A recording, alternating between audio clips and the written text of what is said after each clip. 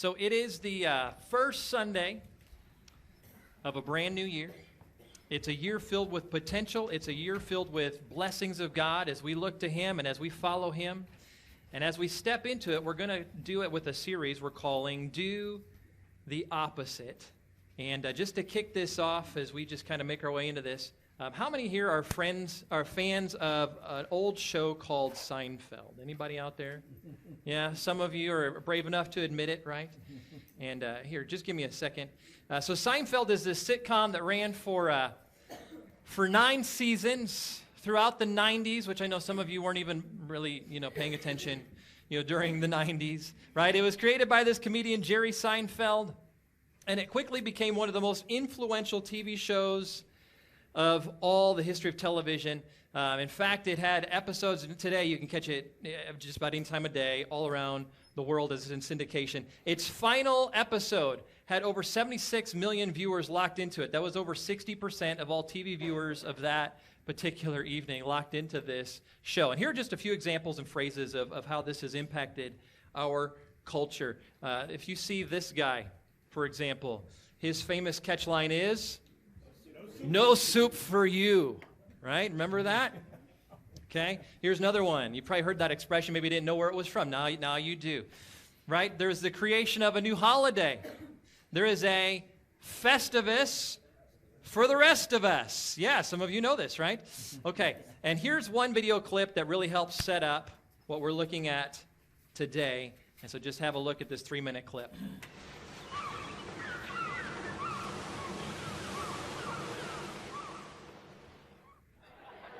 Speaking of having it all,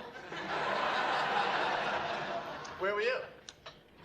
I went to the beach. Oh, the beach. Start working, Jerry. It's just not working. What is it that isn't working? Why did it all turn out like this for me? I had so much promise. I was personable. I was bright. Oh, maybe not academically speaking, but I was perceptive. I always know when someone's uncomfortable at a party. Got a napkin over there? It all became very clear to me sitting out there today that every decision I've ever made in my entire life has been wrong.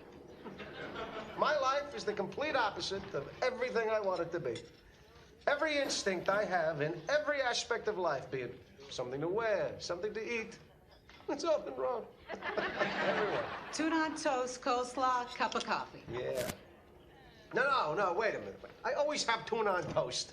Nothing's ever worked out for me with tuna on toast. I want the complete opposite of tuna on toast. Chicken salad on rye, untoasted, with a side of potato salad and a cup of tea. Well, there's no telling what can happen from this. Chicken salad's not the opposite of tuna. Salmon's the opposite of tuna, because salmon swim against the current, and the tuna swim with it. Good for the tuna. George, that woman just looked at you. So what? What am I supposed to do? Go talk to her. Elaine, bald men with no jobs and no money who live with their parents don't approach strange women. Well, here's your chance to try the opposite. Instead of tuna salad and being intimidated by women, chicken salad and going right up to them. Yeah, I should do the opposite. I should. If every instinct you have is wrong, then the opposite would have to be right. Yes. I will do the opposite. I used to sit here and do nothing and regret it for the rest of the day. So now I will do the opposite, and I will do something.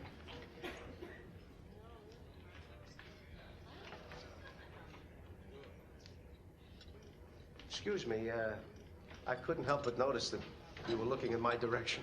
Oh, yes, I was. You just ordered the same exact lunch as me. My name is George. I'm unemployed and I live with my parents. I'm Victoria. Hi.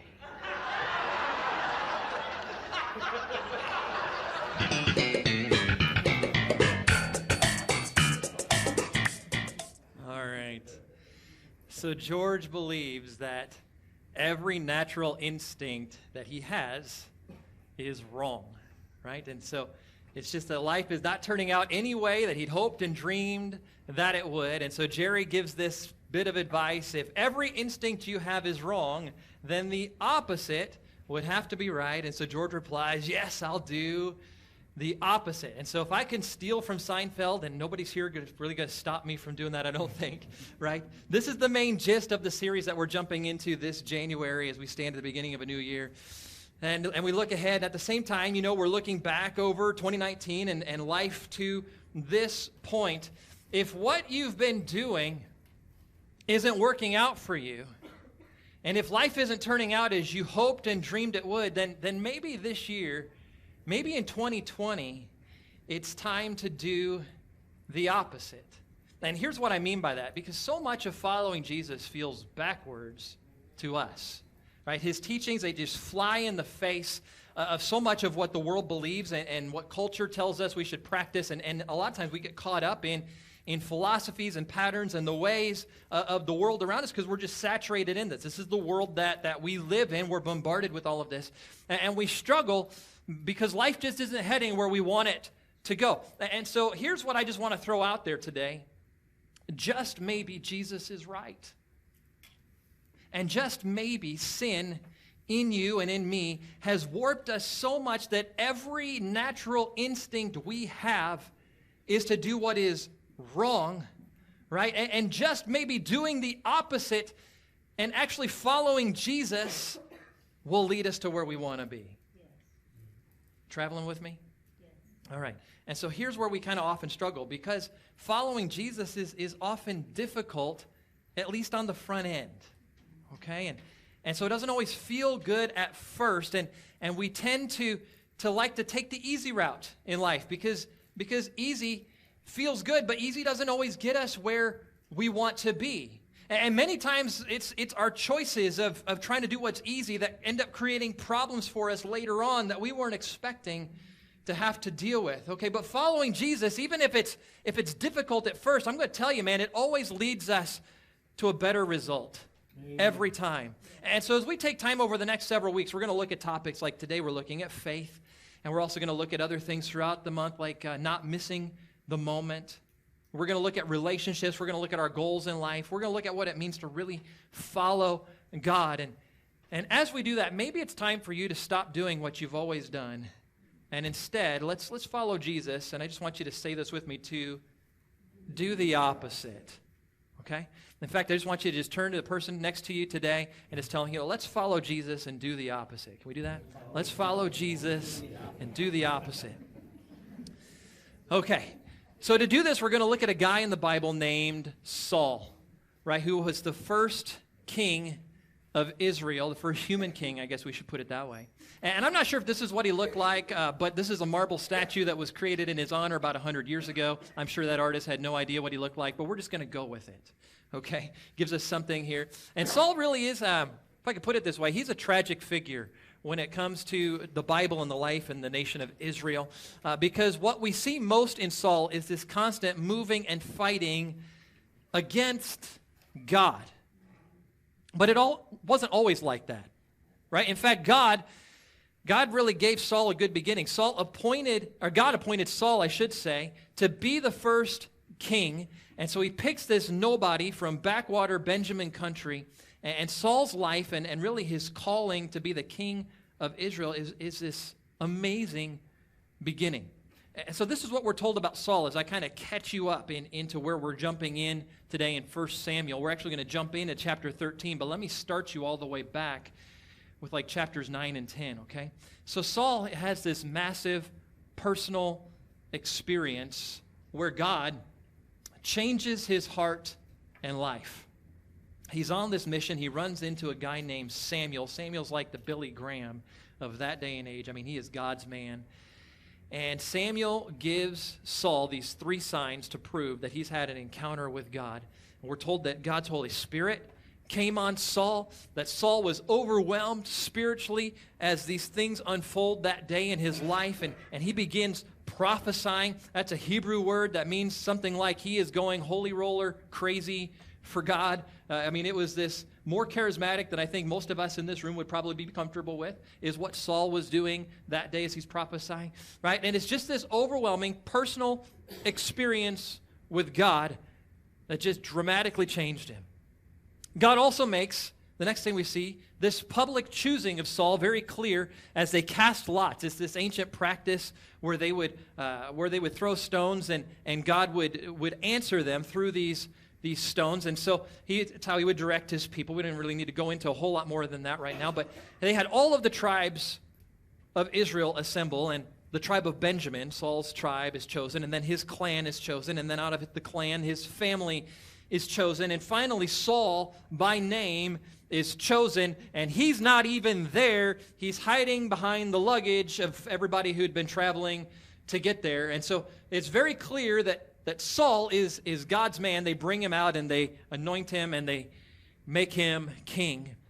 And if that weren't enough, God actually confirms that Saul is his man as he moves to help Saul win his first, and really it's kind of a major battle against this particularly difficult and troublesome enemy that was trying to hurt the Israelites. Now, wouldn't you say that's a pretty good start? Right? To have this overwhelming personal experience, to have God publicly choose you, to have God confirm that he's chosen you. I mean, this is pretty good stuff, right? And so God sets Saul up with really, it's this incredible beginning. He's got everything that he needs in order to succeed as king over Israel. All he has to do is just keep following God. And he's even got Samuel, this awesome man of God, right by his side to coach him every step of the way. If he needs anything, he can just go to Samuel. It's amazing, right? But instead of succeeding, Saul fails spectacularly. He makes these rash and impulsive decisions that gets him into trouble time and time again. He lashes out with his temper. He ends up hurting the people closest to him. He lies and he covers up his mistakes, which only makes things worse. And then when he's caught, he tries to blame other people. And so in one sense, it's really good for us to look at someone like Saul, because Saul can be a good mirror for you and me. Because sometimes we're impulsive. Sometimes we make rash decisions. Sometimes we lash out at the people close to us. Sometimes we lie. Sometimes we blame other people for our decisions. We move in these ways and so many more because those ways seem right to us in the moment. And what Saul shows us is what we too often experience in life, that what seems right tends to lead us to where we don't want to be. Okay? And so while we're looking at part of Saul's life throughout this series, it's so that we can learn from his mistakes so that we can do the opposite. Right? That's what our goal is. And so instead of following Saul, we can follow Jesus. Right? That's what we want to do. So that's backstory. Now that that's in place, let's launch into what we're looking at today. And we're actually diving into a moment, a battle that is given to us in 1 Samuel chapter 13 and 14. It's this battle against this enemy nation and a people called the Philistines. And as we get into chapter 13, we're told that Saul's son Jonathan, he saw this opportunity to attack the Philistines at a particular outpost and weaken their control over the Israelites at this point, because that's what they're doing. They're kind of dominating the Israelites. And so he takes this opportunity, he attacks this outpost, okay, but the response from the Philistines is greater than they anticipated, and they begin pulling their entire army together to now go against the Israelites and get them back for taking out their outpost. Now Saul the king, Jonathan's the prince, right? Saul the king gets word of this, and he summons and calls together the fighting men of Israel, right? And so we've got thousands of Israeli soldiers that are now coming together, and they come on one side of this chasm, right? And they're on one cliff, and the Philistines are on the other, and there's this thing in between this chasm, right? And they look out at the Philistines, and they just see thousands upon thousands of chariots lined up against them. Now, when you hear chariots, think tanks, right? And along with these tanks, there are thousands upon thousands of Philistine soldiers. I mean, it is like this sea of enemy people, and they are all armed to the teeth with swords and spears, and they're protected by these giant shields and armor, okay? So that's the Philistines. And in the other corner, we could say, are the Israelites, and they have 2 swords. You heard right. 2 swords, right? An entire army and only 2 swords. You see, the Philistines, who had been in control and dominating the Israelites, had put a weapons ban on them, and it really suppressed and oppressed them. And so when the Israelites assemble, there's no armor and there's no shields except for Saul and his son Jonathan. Those are the only 2 people that have armor and shields. And there's no weapons except for 2 swords, one that Saul carries and one that Jonathan carries. There's no spears, right? You just have a bunch of guys who are showing up, and they might have grabbed a stick along the way. Somebody brought a shovel, right? Somebody else said, hey, I've got a pitchfork. They're bringing slingshots that they picked up from Walgreens, right? I mean, this definitely no tanks going on this side with the Israelites. And so now this is what we're told happens as this group of guys with sticks and shovels, and they look out and they see the tanks on the other side. And we pick it up in verse 6. When the Israelites saw that their situation was critical, yeah, that's an understatement, right? And that their army was hard pressed, well, this is what they did. They hid in caves and thickets and among rocks and in pits and in cisterns. And some of the Hebrews actually crossed the Jordan to the land of Gad and Gilead, okay? So the Israeli soldiers, they look out at the Philistines and they look at themselves. And they know this isn't good, fellas. We're going to get slaughtered, right? I mean, we're talking, it's like a peewee football team paired up against the Indianapolis Colts. I don't care how cute little Johnny looks in his outfit. He's going down, and he's going down hard, right? If there's a real game going on. And so the entire Israelite army begins running away. Some find holes in caves that they just hide in, right? And some are running to the other side of the Jordan River. I mean, they are getting as far away as they could from the Philistines. Some, we're told, even go over to the enemy. And they're like, just kidding. You know, we weren't really going to fight you. We're really on your side after all. Until all that remains with Saul to face down this massive thousands upon thousands army of the Philistines is 600 men. Now, a lot of times you read that, you're like, wow, these got to be brave guys. No, these are 600 men, the Bible tells us, who were quaking with fear. The only reason that they're still with Saul is because they weren't as fast as the other guys who already filled up all the holes and cisterns and caverns that everybody could hide in. That's who's left with Saul. And it kind of lets you know what he's facing.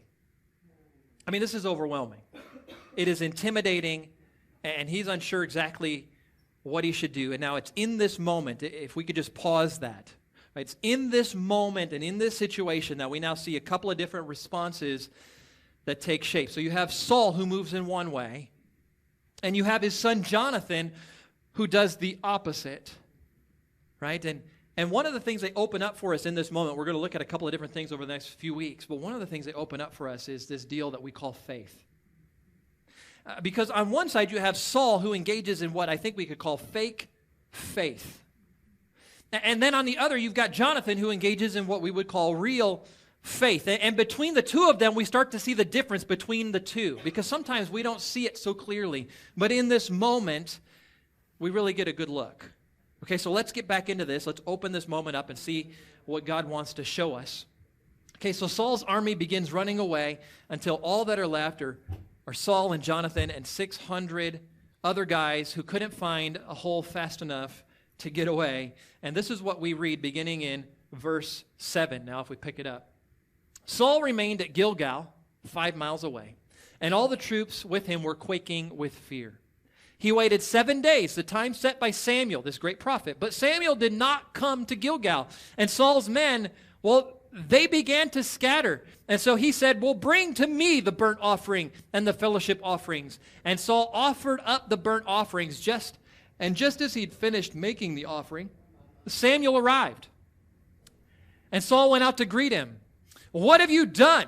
asked Samuel. And Saul replied, when I saw, say that word saw with me, saw, when I saw the men were scattering, and that you did not come at the set time, and that the Philistines were assembling at Michmash, I thought, now the Philistines will come down against me at Gilgal, and I haven't sought the Lord's favor. So I felt, say that word felt with me, felt compelled to offer the burnt offering.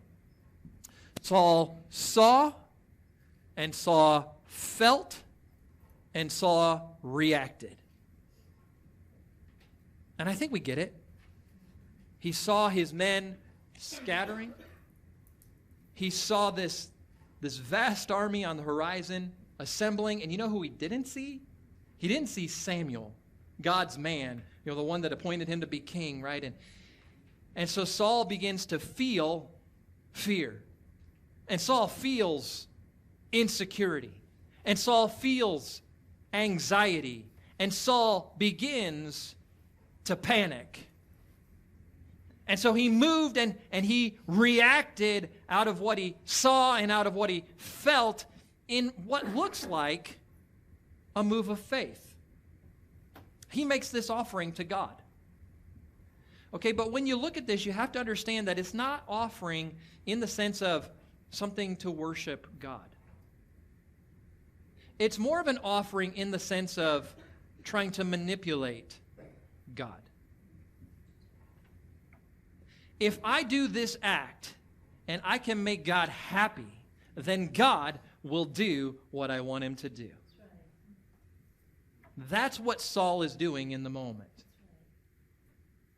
Now just hold on there for a minute, right? Because it's easy for us to be like, yeah, point the finger at Saul. Look at what he's doing. It's just all wrong. He messes up big time here. But at the same time, Saul is a good mirror for us. Because sometimes when life feels overwhelming and intimidating, and it doesn't even have to be that bad, sometimes when we just don't know what to do about a situation we face, we often follow Saul's lead, and we react based upon what we see and what we feel. And many times we even tend to try to spiritualize our decisions and the facts to make it look like an act of faith when it's really not.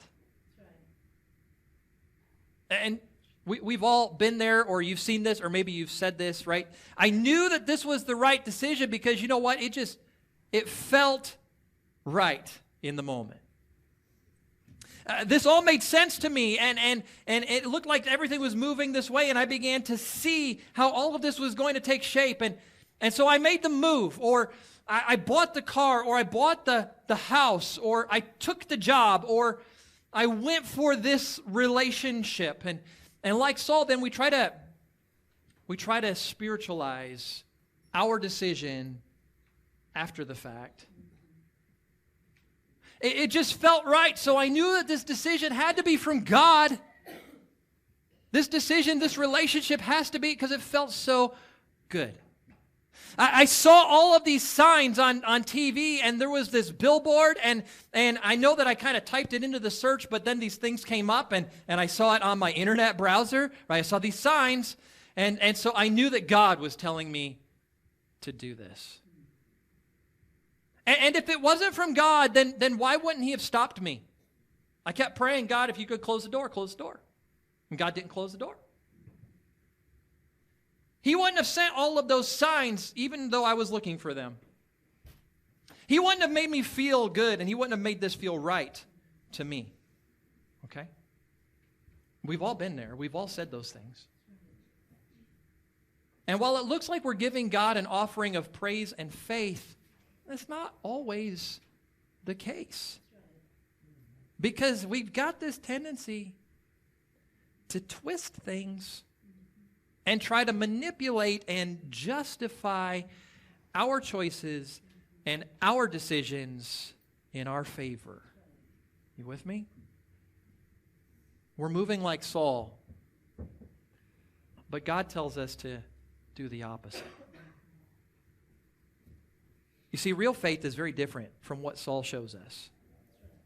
And I get that it sounds right for us to look at what we can see, like some extravagant experience. And man, God, if I could just see a miracle, right? If I could just see this sign from you, then I would know, and then I could respond to God with stronger faith, if I could just see it, right? Or maybe it's in terms of probabilities, not so much this extravagant experience, but we might say to ourselves, well, I can see how things could change in this way, and so based on the evidence of what I see, I believe that the outcome will be this, and so now this is what I'm choosing to believe in my life, and this is how I'm going to react, and these are the steps of faith that I'm going to take. But the truth is that faith doesn't come from seeing. And to see that, all we have to do is open the New Testament and read about Jesus and his ministry on the earth, because everywhere Jesus went, the miraculous happened. I mean, it was undeniable who he was. Everything added up to the truth that this man is not an ordinary man, and he's not just a teacher, and he's not just this is God made flesh. And yet, there were many who saw Jesus and didn't believe and didn't follow him, because real faith is not built on what we see. At other times, we believe that faith is grounded in our feelings. We've talked about this before. And so we make these decisions in life based on whether or not I feel good in the moment. And so we're doing what Disney tells us. We're following our heart, right? And there's a song that I'm sure goes with that. I'm not going to sing it for you right now, right? But we're doing whatever we think will bring happiness into our lives, or something good into our lives. And at the same time, we're shying away from what feels difficult or even painful. But the problem with feelings is that they're kind of fickle.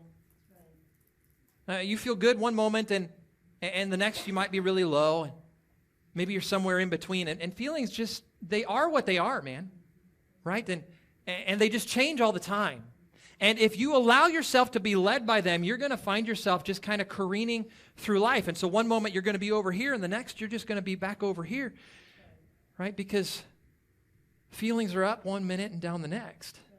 They're not stable. Real faith isn't about what we feel or what we see. Real faith is grounded and rooted in one thing. Faith comes from hearing, say that word with me, hearing, and hearing by the word of Christ. You see, real faith at its core is a listening skill. Okay? Real faith, this life with God, is about listening and then believing and responding to what God has said. And oftentimes it's in spite of what you see. It's in spite of how you feel. It's in spite of what you're experiencing. And often, I'm going to tell you, it's the more difficult choice, because in those moments, it's the opposite of what feels right to you and to me many times. Okay? But what God is trying to do is to teach us that we can trust him. We can trust him to absolutely know what is right at all times and to lead us in what is right at all times. Okay, but this means taking the risk to follow God when it feels opposite to our natural instincts. Okay, but this is what real faith is, and this is what real faith does. It takes the risk of believing and responding to God as we stand on his word and as we stand on his promises. Now, here's what Jonathan shows us in this moment. Jonathan, again, is Saul's son, right? He's the prince. And if we were just to flip to him, we find him in chapter 14. We read about Saul in chapter 13, right? So we're just going to kind of go back and forth. So it's the same situation, right? Massive Philistine army, larger than anyone could really count, versus this tiny little small group of 600 guys huddled together 5 miles from the battle line. Saul's with them.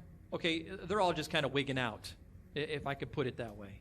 That's what's going on. No one notices Jonathan slip away and start making his way towards the battle line. But here's what Jonathan knew. God had called them to drive out the Philistines. Here's just one place. I mean, you could find this in dozens of places. Here's just one from back in Numbers, one of the first times. The Lord said to Moses, speak to the Israelites and say to them, hey, when you cross the Jordan into Canaan, drive out all the inhabitants of the land. That includes the Philistines.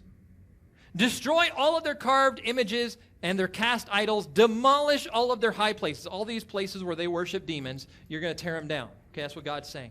Okay, God had called them to do this, right? And Jonathan knew that God hadn't just called, but God had made a promise that the battle wasn't his alone, Jonathan's alone, but that God was going to fight for his people. We see this in a place like Joshua 23.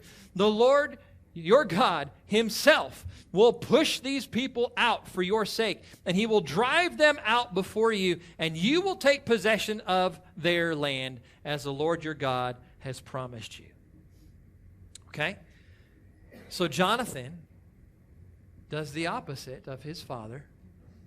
He takes this risk to respond to a word from the Lord, right? This calling and this promise, and he moves by faith to engage the battle with his teenage armor bearer. Here's his attitude. I love it. 1 Samuel 14, verse 6. Jonathan said to his young armor bearer, come, let's go over to the outpost of those uncircumcised men, right? It's a derogatory statement there. Perhaps the Lord will act on our behalf, because nothing can hinder the Lord of saving, whether by many or by few. Size of the army didn't matter to Jonathan. He's looking at the same facts, right? But in fact, he's so unbothered, he shrinks things down to about as low as you can get, right? It's just Jonathan and his teenage sidekick now taking on the massive Philistine army. It looks insane. But Jonathan's just responding in real faith to what God had already spoken. And so he does the opposite of what felt safe and good, as he believed and he responded to a word from God, and he stepped out to engage the battle. Okay, now pause that. Again, as Jonathan's stepping out, Saul is stuck in fear 5 miles away. He's not moving to confront the enemy, right? He's living in denial instead of dealing, right? He's hoping that the Philistines, that they'll get tired of camping or something, and that they'll just maybe go home, maybe, right? And so again, Saul just kind of reflects us a little too well. Because when life grows difficult and overwhelming, when there's tension maybe in your marriage, or the job isn't going well and the bills are mounting, when the kids are out of control and you just don't know what to do, we have this tendency to freeze and do nothing. Because it's easier to do nothing instead of dealing with the situation. Because dealing tends to just be hard and messy, right? But like Saul, doing nothing never gets us where we want to be. And so maybe, just maybe, it's time to do the opposite.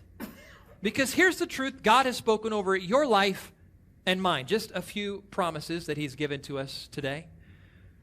That God is raising you up to become an overcomer. Not someone who's defeated, not someone who's beat down and broken. God is raising you up to be an overcomer. We're not called to sit back on the sidelines, because we belong to a God who can do all things, right? The battle is his. He can do it all. One of my favorite verses from Elisha, as he's talking to the king, he says, this is an easy thing for the Lord to do, right? What looks impossible for us is nothing for him. He can do it, right? And what we're told to do is to ask and seek and knock. This is what we put into practice. We're going to open up that a little bit more next week. Okay, but when we press into God and we move like this, here's the deal. God doesn't promise to show you the whole picture. He doesn't promise to give you the entire plan. But he does show us the next right thing we're to do. And really, that's the next step of real faith. Real faith is responding to a word from the Lord and then doing the next right thing that we know to do. Okay? And again, this is what Jonathan shows us. Jonathan right? He's on the battle line, he and his armor bearer. He has no clue how to fight the entire Philistine army. He doesn't know. He doesn't have the answer. Even this outpost that he's staring at has over 20 soldiers, right? And knowing that this is a big step, Jonathan, well, he asked God for some clarity, right? That's a good practice. When you know that God's called you to do something and you're unsure of really if this is that first step, it's okay to ask God for clarity, right? And so he tells his armor bearer, he says, this is the confirmation that we're looking for. When we step out and they see us, we duck out of the shadows and they see us from up there, right? If they call us to come up to them, that's the confirmation signal that God's given to me that God will give us the victory. Okay? And so this is what happens as we pick things up in 1 Samuel 14, verse 11. So Jonathan and his armor bearer showed themselves to the Philistine outpost, right? They step out from the shadows. Look, said the Philistines, the Hebrews are crawling out of the holes that they were hiding in. And the men of the outpost shouted to them, come up to us and we'll teach you a lesson. So Jonathan said to his armor bearer, climb up after me. The Lord has given them into the hands of Israel. And so Jonathan climbed up using his hands and his feet with his armor bearer right behind him. Now just pause right there. Because this is crazy. This is not easy stuff that Jonathan is doing. How many of you ever been rock climbing before? Wall climbing, the fake stuff even, okay? You know, maybe Shiloh Park, right? Maybe you've done that a little bit, okay? That is hard. And that's when you've got somebody with a rope pulling you up if you fall, right? It takes a lot of strength. It takes a lot of effort to climb the side of a cliff. It takes even more when you're wearing armor. It's harder when you've got a sword strapped to you and you can't drop the thing because you're going to need it when you get to the top. Okay? And the entire time, do you realize he's exposed? He's using his hands and his feet, the Bible tells us, to climb up the side of a cliff to finally get to the top and fight these dudes. And so what's it take? I mean, they could have easily tossed rocks down on his head. They could have waited for him to get up and said, hey, look at my golf swing. Whoop. Right? But I think there's a lesson in this cliff climbing moment for us. I know I've said it a few times, but I want to sink in. Doing the next right thing isn't always the easy thing to do.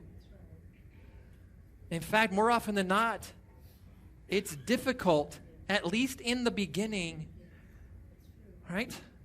Because doing the next right thing is like, well, it's like humbling yourself and apologizing to try to restore the relationship. It's difficult. It's going the distance to make things right. It's enduring, it's persevering through the struggle of whatever you're facing because you know that God has called you to this and so you're not going to give up. Following Jesus, it's not always easy. And oftentimes it's the opposite of what feels easy or even right to you in the moment. But if our choices and our natural instincts aren't working out so well, then maybe it's time to do the opposite and embrace real faith. You with me? So as you listen and as you believe and as you respond to a word from God and then you take the next right step that God gives you to take, even if it's the difficult thing to do. That's what Jonathan does is he climbs and he reaches the top, and then he and his armor bearer, they take out over 20 guards in that first attack. And then that's when everything turns all kinds of crazy as God steps in to do the heavy lifting. And we're going to open up more of that next week. So just, stay tuned for more. But now I just want us to take some time, if we can, to just apply what we've been learning. Because life with God, it's not about reacting to what you see or what you feel. It's about listening and believing and responding in faith to what he said. And then I'm going to do the next right thing that he calls me to do. Okay? And so let's just look at a couple of areas that are kind of maybe larger in life that we all tend to wrestle with. Let's start with one that we all have in common, like giving. right? Okay? And so it's not about waiting to see when it comes to giving at church or giving to God in some other ministry or some way, right? It's not about waiting to see if I have enough money to honor God. That's not what it's about. It's not about only giving what feels safe or good in the moment, that I feel okay giving this amount, right? Now, I get that it's a difficult step of faith when you feel like you never have enough or that things are really, really tight, okay? But if what you've been doing isn't working out for you, then maybe it's time to do the opposite. Maybe it's time to believe God's promise that when we give to Him, we unleash Him to pour out abundant blessings into our lives. That's His promise to us. Maybe it's time to move in real faith and respond to what God has called us to do. From beginning in the Old Testament all the way through to the New Testament, tithing is something God calls us to do. It's returning 10% of our increase. So that's $10 out of every 100, $100 out of every 1,000. You can do the math, right? This is God's call, right? This is what we call tithing. And I'm going to tell you, in the 20 years that I've been pastoring people, I have never met a single person who responded to God in faith, to His call and His promise, and began giving, or responded to God when He said, hey, I want you to give a little more, and they went beyond that initial 10%. I have never met a single person who regretted or lacked in any way what they might need. And so maybe it's this area of giving that's your next right step. Maybe today it's in another big area that we wrestle with, the area of relationships, where you just sense God calling you to step out in real faith. Because God gives us all kinds of instructions on how to have healthy, God-honoring relationships, healthy friendships, healthy boundaries when it comes to dating, healthy marriages, right? And contrary to what culture tells us, it's not about what we see coming back to us. It's not about what feels right in the moment, okay? And so maybe today you're dealing with tension in your home or in your marriage, or you're in a relationship that's kind of toxic and is draining to you. Or maybe you're engaged in something that you know is harmful and sinful and not part of God's plan for your life, right? If your relationships are not where you want them to be, and let me put it this way, if your relationships are not where God wants them to be, then maybe it's time to do the opposite. And as your pastor, man, I'm here to coach you, right? If you don't know what to do. And there are other good Jesus followers in our church that you could turn to for wisdom and help, to pray with you, to hold you accountable, to give you advice, right? But I just have the feeling that God's Holy Spirit is already working and leading. And today you can take that step of faith to just confess and admit the truth and agree with God that where you are in this relationship situation is not where He wants you to be. Right? And by faith you believe, God, you have a better plan and a way to move forward from where I am and where we are right now. And by faith, you're going to respond and you're going to do the next right thing God's calling you to do. Whatever that is, even if it's the difficult thing to do. Right? Those are a couple of big areas that all of us tend to wrestle with. We could look at others. It's a plug-in month. We could talk about serving. We could look at making space for God. We could talk about raising our kids. We could talk about navigating pressures at work.